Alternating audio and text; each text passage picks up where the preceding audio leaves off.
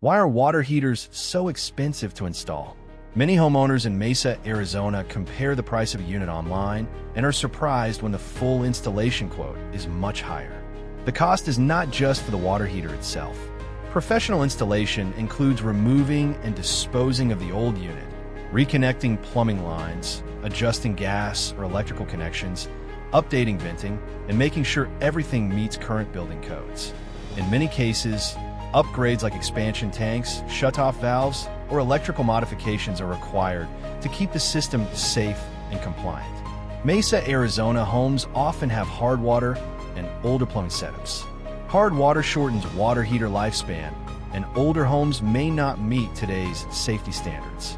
Tankless systems can require larger gas lines or upgraded electrical panels, which increases installation time and labor. When installed correctly, your water heater operates safely, efficiently, and reliably for years. Connecting with JB Water and Air ensures transparent pricing, code-compliant installation, and expert guidance tailored to your home. If you are planning a replacement, reach out to schedule a professional evaluation and get clear answers before making a decision.